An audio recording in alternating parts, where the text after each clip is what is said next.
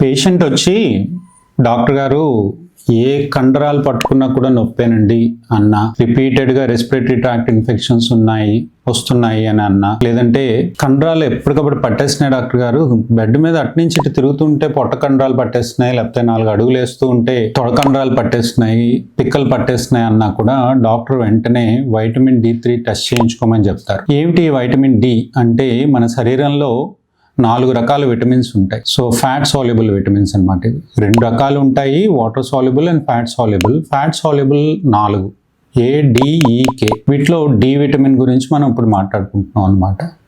ఈ D vitamin ఎక్కువగా fat soluble vitamin కాబట్టి ఫ్యాటీ ఫుడ్స్లో, అలాగే అబ్జార్ప్షన్ కూడా ఫ్యాటీ మీల్ ఉండాలన్నమాట. ఫ్యాటీ ఫుడ్స్లోనే అబ్జార్బ్ అవుతుంది, అందులో ఫ్యాట్స్లోనే కలుస్తుంది. అది ఫుడ్స్ అనగానే మనం న్యాచురల్గానే యానిమల్ ఫుడ్స్ అయి ఉంటాయి. సో వెజిటేరియన్స్కి వైటమిన్ D3 ఎక్కువ దొరకదు. వైటమిన్ D2 ఇన్ఎఫెక్టివ్ అనమాట. ఇన్ఎఫెక్టివ్ రూపంలో వైటమిన్ D2 దొరుకుతుంది. More effective is vitamin D3. అది యానిమల్ ఫుడ్స్లో ఉంటుంది. అందులో కూడా ఫిష్ ఎక్కువగా మనం తీసుకునే కావలు, దాంతోపాటు మాగలు, కానాకత్తలు, దాంతోపాటు ట్యూనా ఫిష్, ఇలాంటి fish liver oil, egg yolk, దాంతోపాటు లివరు, ఇలాంటి వాటిలో మనకి వైటమిన్ D3 ఎక్కువ దొరుకుతుంది అనమాట. దాంతోపాటు మనకి స్కిన్లో కూడా, మన స్కిన్ కూడా వైటమిన్ D3ని తయారు చేసుకుంటుంది సూర్యరశ్మి సమక్షంలో. సో సన్లైట్ తగలాలన్నమాట. సో ఆ సన్లైట్ కూడా ఎర్లీ మార్నింగ్ కానీ లేకపోతే ఈవినింగ్ కానీ కాకుండా మిడ్ సన్ అనమాట. అంటే కొంచెం మిట్ట మధ్యాహ్నం UVB రేస్ మన స్కిన్ మీద పడినప్పుడు ఒక 15 గంట 20 నిమిషాలు మనం అందుకనే ఎండలో కూర్చోవడమో లేకపోతే నడవడమో చేస్తే, సన్ ఎక్స్పోజ్ అయితే స్కిన్లో ఉండే కెమికల్ కూడా వైటమిన్ D3ని తయారు చేసుకుంటుంది. సో ఇలాగా మనకి వైటమిన్ D3 దొరుకుతుంది అన్నమాట శరీరానికి. మనకి ఎప్పుడు అపార్ట్మెంట్ కల్చర్ వచ్చేసిన తర్వాత, ఇండోర్ లైఫ్ స్టైల్ ఎక్కువైపోయిన తర్వాత మనం సూర్యరశ్మికి ఎక్స్పోజ్ అవ్వడం మానేయడం వలన మనకి ఈ D3 డెఫిషియన్సీస్ అవి వస్తున్నాయి.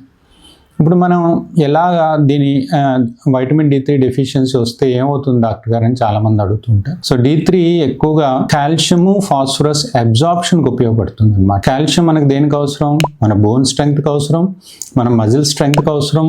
మజిల్ కంట్రాక్ట్ అవ్వాలన్నా, నర్వ్ ఇంపల్స్ని ట్రాన్స్మిషన్ అంటే నర్వ్ ట్రాన్స్మిషన్కి నర్వ్ ఇంపల్స్ పాస్ అవ్వాలన్నా, లేదంటే హార్ట్ ఒక రిథమిక్గా కొట్టుకోవాలన్నా కూడా మనకు కాల్షియం అవసరం. సో ఇటువంటి కాల్షియం మనకి అబ్జార్బ్ అవ్వదు వైటమిన్ D3 తక్కువైతే. అలాగే ఫాస్ఫరస్ దేనికి అవసరం? So phosphorus energy, ATP, adenosine triphosphate అంటారు. ATP జనరేట్ అవ్వాలంటే ఫాస్ఫరస్ ఉండాలి. సెల్ మెంబ్రెయిన్స్లో ఫాస్ఫోలిపిడ్స్ రూపంలో మీకు కాల్షియం, ఫాస్ఫరస్ ఉంటుంది. సో మీకు సెల్ మెంబ్రెయిన్స్ తయారవ్వాలన్నా, DNA అంటే జెనెటిక్ మెటీరియల్ పాస్ అవ్వాలన్నా కూడా ఫాస్ఫరస్ కావాలన్నమాట. ఎప్పుడైతే ATPకి ఫాస్ఫరస్ కావాలో, ఫాస్ఫరస్ అబ్జార్ప్షన్ సరిగా లేదనుకోండి, D3 డెఫిషియన్సీ వలన నిస్సత్తుగా ఉంటుంది. కొంత దూరం నడవగానే కొంచెం నిస్సత్తుగా ఉంది డాక్టర్ గారు అంటారు. సో అలాగే కాల్షియం తగ్గితే బోన్స్, చిన్నపిల్లల్లో అయితే గ్రోత్ సరిగా జరగదు, బోన్ గ్రోత్ సరిగా ఉండదు, స్టంటెడ్ గ్రోత్ వస్తుంది. పెద్దవాళ్ళలో అయితే కాల్షియం డిప్లీట్ అవ్వడం వల్ల ఆస్టియోమలేషియా వస్తుంది అన్నమాట. బోన్ చాలా సాఫ్ట్ అయిపోతుంది, సాఫ్ట్ బోన్స్ అంటారు. సో పిండిలాగా అయిపోతాయి అన్నమాట. సో ఇలా ఆస్టియోమలేషియా వస్తుంది.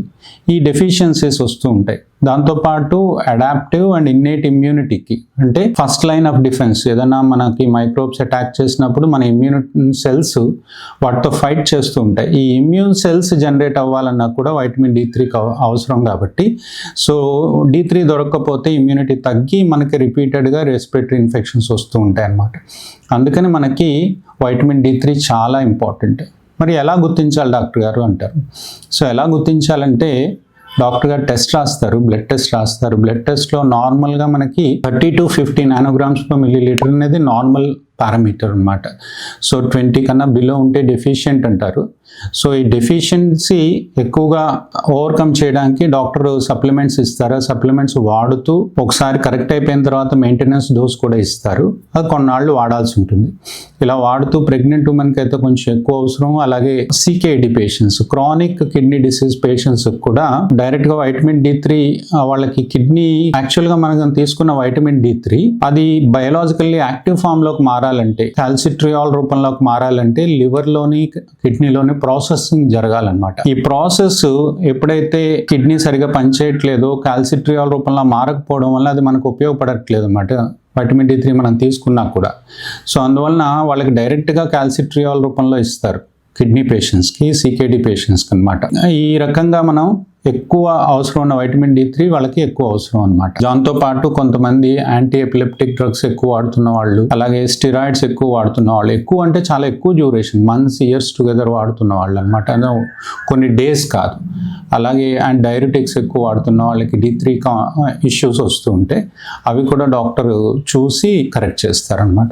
సో మీకు ఇటువంటి సిమ్టమ్స్ ఏమన్నా ఉంటే మీరు చూసి కరెక్ట్ చేసుకోండి, హ్యాపీగా లైఫ్ లీడ్ చేయండి. కంటెంట్ నచ్చితే సబ్స్క్రైబ్ చేయండి. Thank you.